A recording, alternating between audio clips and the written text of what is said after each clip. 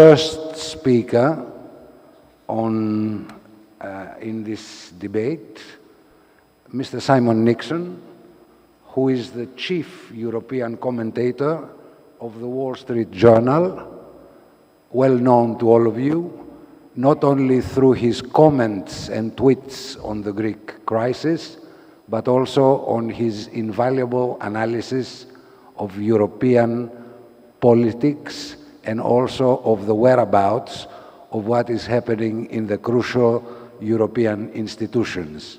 Mr. Nixon, you have the floor.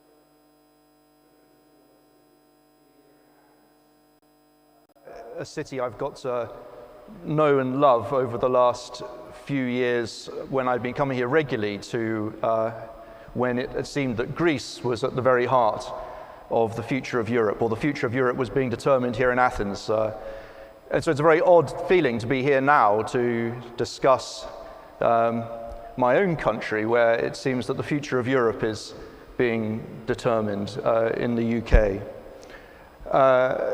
Can I also say that it's great, my thanks to the British Hellenic Chamber of Commerce for inviting me. The BHCC has spent, since 1945, the BHCC has been nurturing Anglo-Hellenic relations, and especially in the commercial sphere. But of course, I think it's important to start by acknowledging that the Anglo-Greek relationship goes back a lot further than 1945. The UK was one of the earliest supporters of Greek independence. The 1830 protocol that it first internationally recognized the Hellenic Republic was, of course, signed in London, agreed in London. The UK supported Greece through 2 Balkan wars, and of course was also a supporter of Greece in its the ambitions of the great idea in Anatolia, and the catastrophe that followed led to the downfall of a British Prime Minister, Lloyd George, and the collapse of one of our historic parties, the Liberal Party. The UK and Greece fought together in the Second World War. So Britain and Greece have been very closely involved in each other's history for nearly 200 years.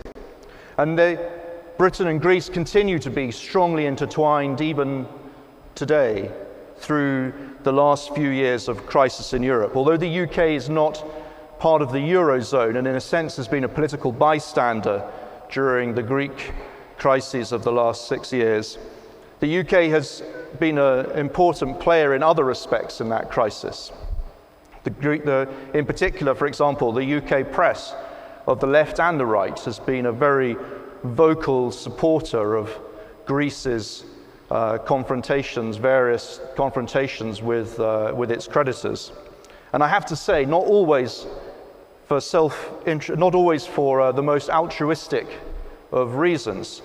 For the left, often for the British left, the Greek crisis was often a proxy war for fighting against austerity in the UK. And for the Eurosceptic right, the Greek crisis was also a proxy war for its own battles over trying to take Britain out of the EU. But even so, Greece has been an important, the UK helped set the international opinion. The UK media helped set the international climate in which the Greek crisis has played out. And now that favor is being returned, because Greece is right at the heart of the Brexit campaign today.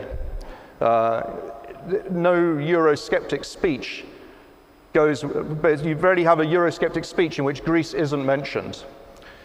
But depending on which day of the week it is, or which Eurosceptic, which particular Eurosceptic or Brexit leader is speaking, the Greek crisis is taken as an example that the EU is either an evil superstate that is out to crush national democracies, or that it's about to become an evil superstate because that's the only way to keep the euro together, or that the EU is just a doomed, failed project altogether that's about to bring down every economy in Europe, including that of the UK.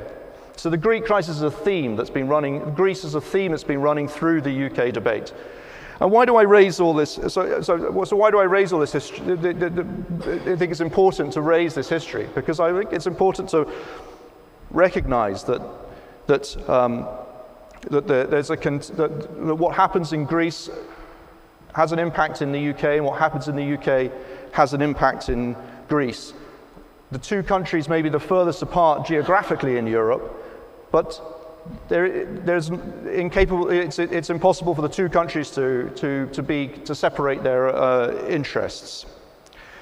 I think that at the heart of the Brexit debate and the Greek crisis were essentially the same two questions. What is the EU for, and where is it going?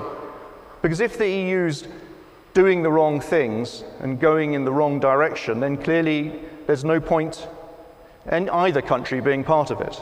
And I think that before one discusses economics or migration or trade or all that, one has to answer those two fundamental questions. And at the heart of the Brexit case is this idea that the EU is somehow a superstate or about to become a superstate, and that is a great threat to British sovereignty and to Britain's interests. And I have to say that as somebody who spends my working life traveling around Europe, talking to policymakers and politicians and business leaders, trade union people, finance people, I've got to say I don't come across anybody who thinks that the EU either is or should become a superstate. There may have been federalists, European federalists at the outset of the project in the 1950s, and there may be even somewhere lurking in Brussels a couple of true believers still today, but I've yet to meet them. I don't meet them in Berlin, I don't meet them in Paris, I don't meet them in Madrid or Lisbon. I don't think I've met them here in Greece either. What I see when I go around Europe is the EU as, what I see is 28 sovereign democracies trying to tackle common problems. And that the EU is a mechanism by which those countries can find common solutions to common problems. And back in the in the early days of the project, those problems were how to rebuild a war-torn Europe, how to bring democracy and strong institutions to the countries of Europe. But the challenges today are challenges like migration, terrorism, Russian aggression, climate change, energy security, slow growth, the economic challenges that come from demographics and technological change. And Brexit won't do anything to to help manage any of those crises. If Britain leaves the EU, there will still be a migration crisis, there'll still be terrorism challenges, there'll still be growth challenges, and all of those crises will continue to be a threat to Britain and to Greece. So,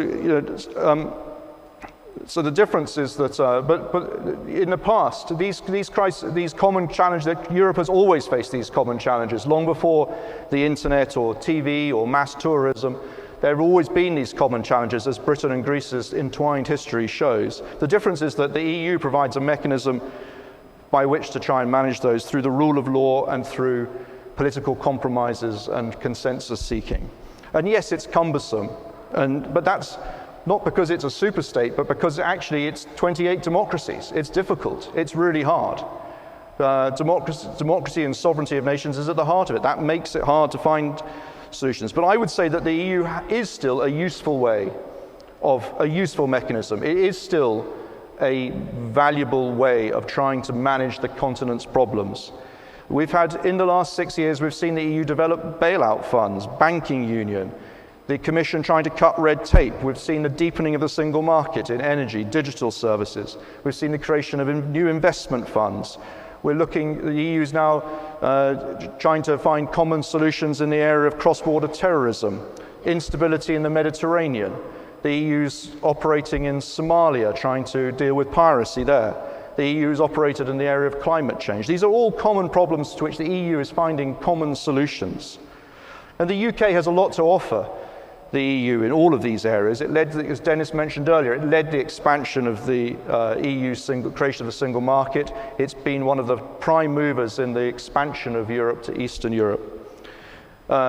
So there's much that the UK has to offer, still to offer the EU. But Brexit isn't a solution to any of the problems, any of these cross-border problems that I just discussed. What's really driving Brexit is not really the failure of the EU, but the success of the UK. The single market. The UK has been the single biggest beneficiary of the creation of the single market and of the euro. And the way in which you can see that, what you have seen as a result of those in the last 25 years, is the UK emerge as Europe's financial centre, as the centre of Europe's creative industries. The UK has emerged as the most important centre for services in the EU. The UK, at the centre of the Brexit debate, is what's considered the problem of the free movement of people, of in the views of the Brexit campaign, too many people coming to the UK. But I like to look at it the other way around. The flip side of the free movement of people is the free movement of jobs. Jobs that might once have been done in Athens or Spain are now being done in the UK. And of course it's only right that the people as part of the compromise of the creation of the single market, that people from Greece and Spain should be able to go and do those jobs in the UK. I don't think there's, but of course the flip side of that is that from Greece's point of view, the opposite is the case. Greece has not been so successful in the EU and in a single market. But that's not because there's some flaw in the EU. It's primarily because of flaws in Greece's own economic model. And the free movement of people has been actually a very important factor for Greece in its crisis. If it wasn't for the fact that many young Greeks and many Greeks have been able to go and take jobs elsewhere in the EU, then what may already be a lost generation would be far more lost. The ability of people to go and acquire skills and work overseas is an important part of the EU, what the EU can offer a country as it adapts its own economic model. So I don't see that Brexit or Grexit is being a solution to any problem at all. The real solution to the problems, the solution to Britain's problems with the solution to Britain's problems of success are not to make Britain less successful, but to find ways to build the houses and build the public services that are needed. And similarly for Greece, the solutions to Greece's challenges are to adapt the economic model and to become more successful. So I would just say, to conclude, that for me the biggest threat to the stability of Europe is Brexit itself. When David Cameron warned of this the other day, that the European stability might be put at risk, he was roundly ridiculed by the British media and accused of stoking Project Fear. But Michael Gove, who is regarded as the intellectual brains behind the Brexit operation, was quite clear about the consequences of Brexit.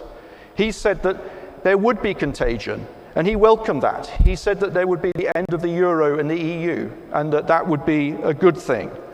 So he wants to liberate Europe.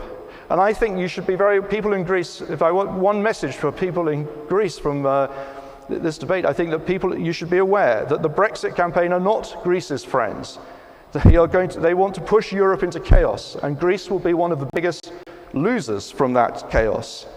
So I would just say, I would appeal to 200 years of shared Anglo-Greek history and say that the security and prosperity of all of Europe is at risk, and that it may well be that the Greek people are the one people in Europe that can that can influence this debate, and I would urge people in Greece to let your voices be heard in the UK debate before it's too late. Thank you.